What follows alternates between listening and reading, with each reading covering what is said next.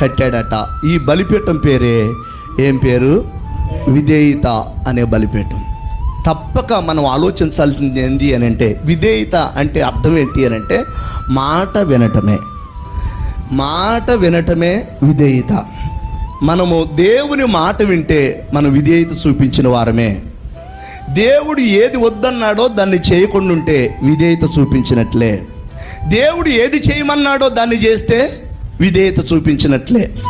ఈనాటి దినాలలో చాలామంది ప్రార్థనకు వస్తున్నారు కానీ, మందిరాలకు వెళ్తున్నారు కానీ, వాక్యం వింటారు, ప్రార్థన చేయించుకుంటారు, వాళ్ళు కూడా ప్రార్థన చేస్తారు, కానీ మాట మాత్రం వినరు, విధేయత మాత్రం చూపించరు.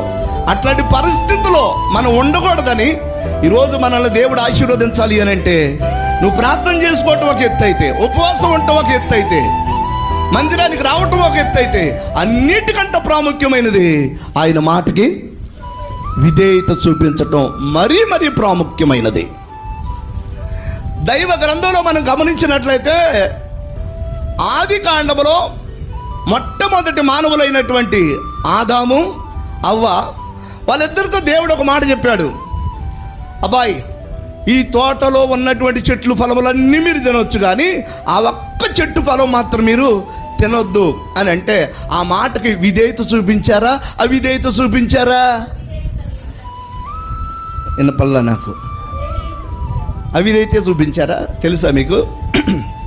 ఆ మాటకు విధేయత చూపించారా, అవిధేయత చూపించారా అంటే, ఆయన మాటని పెడచెవుని పెట్టి చివరికి దుష్టుడికి విధేయత చూపించారు, అపవాదికి విధేయత చూపించారు. మీకు ఇంకో మాట చెప్తానేనండి, అక్కడ ఒక స్పష్టమైన శ్రేష్టమైన మాట ఉంటుంది. దేవుడు అంటాడు, మీరు ఈ పండు తిను దినమున నిశ్చయముగా చచ్చిపోతారు అని చెప్పాడు దేవుడు. ఆ తర్వాత అపవాది వచ్చి, ఒంటరిగా ఉన్న సమయంలో అపవాది వచ్చి, ఇదిగో దేవుడు ఎట్లా చెప్పాడు మీకు, ఈ పండు తింటే మీరు చచ్చిపోతారని చెప్పాడా? సావనే జావరు, మీరు ఈ పండు తిను దినమున దేవదూతల వల్లే ఉంటారు, మీరు జావనే జావరు అన్నాడు. ఇప్పుడు అపవాది ఏం చెప్పాడు, దేవుడు ఏం చెప్పాడు? దేవుడేమో పండు తిను దినమున చస్తారు అన్నాడు. అపవాది ఏం చెప్పాడు? తిను దినమున మీరు సావనే సావరు అన్నాడు. ఇప్పుడు ఏది బాగుంటుంది మనకి? సహజంగా ఏది బాగుంటుంది? ఈనాటి దినాలలో దుర్బోధలు గ్రహించటం చాలా మనకి వివేచన ఉండాలి బైబిల్ మీద. మనకు కూడా దురద చెవులు కలిగిన వారమై ఏది బాగుంటుందంటే అన్నీ తినొచ్చు, యేసు రక్తమే చేయమంటే బ్రహ్మాండంగా ఉంటుంది. తినకూడదు, చచ్చిపోతారు, దేవుడి దృష్టిలో ఇది తప్పు అని చెబితే ఇది కొద్ది కష్టంగా ఉందే. అనుకూలమైన బోధ ఏదైనా చెప్పి, ఎవరైనా చెప్పి అన్నీ తినొచ్చు, ఏం కాదు, ప్రార్థన చేసుకుంటే అంతా పవిత్రమే అని ఎవరన్నా చెబితే అబ్బా ఇది బాగుందండి అన్నట్టు ఉంటుంది. దేనికి విధేయత చూపిస్తామో మనకు అర్థం అవుతుంది. నేను చెబుతున్నాను, దేవుని పిల్లలుగా కష్టమైన, ఇబ్బంది అయిన వాక్యానికి, దేవునికి నమ్మకంగా సేవ చేసే సేవకులకి, మన కొరకు భారము కలిగి ఉన్నటువంటి దైవజనులకి మనం విధేయత చూపిస్తే తప్పక దేవుడు ఆశీర్వదిస్తాడు. ఆమేన్. ఆదాము అవ్వ విధేయత చూపించకపోవటం వలన, అవిధేయత చూపించటం వలన ఆశీర్వాదము రాకపోగా ఏమి తెచ్చిపెట్టుకున్నారు? కుటుంబం మీదకి శాపాన్ని తీసుకొచ్చి పెట్టుకున్నారు. బైబిల్లో ఇంకొక విషయం, చాలా విషయాలు నేను మీకు జ్ఞాపకం చేస్తే టైం చాలా మించిపోద్ది. కొద్దిగా మెయిన్గా మీకు జ్ఞాపకం చేస్తాను, మీకు బాగా అర్థం కావటం కోసం మీకు అర్థమయ్యే విషయాలే చెప్తాను. యోనా అనే ఒక దైవజనుడు ఉన్నాడు.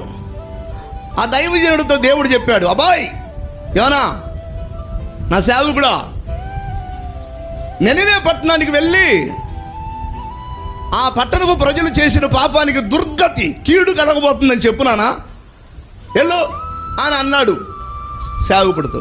సేవకుడు ఏం చేశాడు అని అంటే, నినివే పట్టణం వెళ్ళకుండా తర్షీషు పట్టణం వెళ్ళాడు. ఇప్పుడు దేవుడు చెప్పిన మాట ఏంది, ఏం చేసిన పని ఏంది? దేవుడు ఏం చెప్పాడు, ఆయన ఏం చేశాడు? దేవుడేమో నినివేకు పొమ్మన్నాడు, ఏనేమో తర్షీషుకు వెళ్ళాడు. ఇప్పుడు దేవుడు మాటకు విధేయత చూపించినట్ట, అవిధేయత చూపించినట్ట? 100కు 100% అవిధేయత చూపించేశాడు. మీ అయ్యగారు మీకు ఏదైనా చెబితే ఏం చేస్తారు? అమ్మాయి ఈరోజు ఉపవాస ప్రార్థన 10 గంటలకల్లా చర్చి మొత్తం తోడిచేసేసేయండి, చేపలు దాడిచ్చేసేయండి, అంతా శుభ్రం చేసేసేయండి, నేను వచ్చేసరికల్లా ఏ పని ఉండకూడదు అని చెప్పాడు మీకు. మీరేం చేస్తారు? తప్పకుండా చేసి ఉంటారు. దేవునికి స్తోత్రం. చేసి ఉంటే దేవుడు మిమ్మల్ని దీవిస్తాడు. ఒకవేళ రాకుండా సేవకుడు వచ్చినా కానీ మీ పనులు మీరు చేసుకుంటూ ఆ టైం కల్లా పని చేయకోకుండా అట్లాగే ఉంచారనుకోండి, మీ అయ్యగారు చెప్పిన మాటకి మీరు ఏం చేసినట్టు? అవిధేయత చూపించినట్లు. నేను అంటున్నాను, అబ్రహాము ఆశీర్వదించబడటానికి కష్టమైన విధేయత చూపించాడు. నాకు మాట్లాడు వాళ్ళ మాటకి అంత విధేయత చూపిస్తాం. ఇప్పుడు నేను ఏమంటున్నానంటే, మీ అయ్యగారి మాటకి మీరు ఎంత విధేయత చూపిస్తున్నారు? ఏంద్రా ఏం మాట్లాడరు? మీ అయ్యగారి మాటకి మీరు ఎంత విధేయత చూపిస్తున్నారు అంటాడు. యెషయా గ్రంథం 50 అధ్యాయం 10వ వచనం అనుకుంటా, ఒకసారి చదవండి. నాకు భయపడి నా సేవకుడు మాట వినువాడెవడు అని దేవుడు ఆశ్చర్యంగా మాట్లాడతాడు. యెషయా గ్రంథం 50 అధ్యాయం 10వ వచనం అనుకుంటా.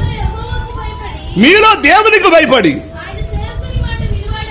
ఆయన దైవజనుడు మాట వినువాడెవడు? దేవుడికి స్తోత్రం. దేవుడు ఏమంటున్నాడు? మీలో నా సేవకుడు మాట వినువాడెవడు?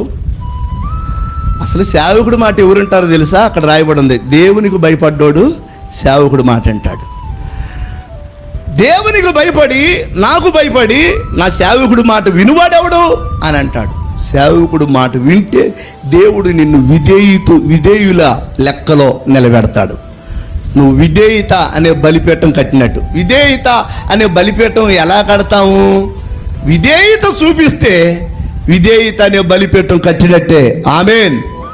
దేవునికి స్తోత్రం. ఇప్పుడు మీరు చేయాల్సిన పని ఏంటి అని అంటే, వినండి, అబ్రహాముని ఆశీర్వదించిన దేవుడు మిమ్మల్ని కూడా ఆశీర్వదించాలి అని అంటే ఏ బలిపీఠం కట్టాలి? నాతో చెప్పండి అనుకున్నోళ్ళు. విధేయత అనే బలిపీఠం కట్టాలి. ఎవరెవరికి విధేయత చూపించాలి?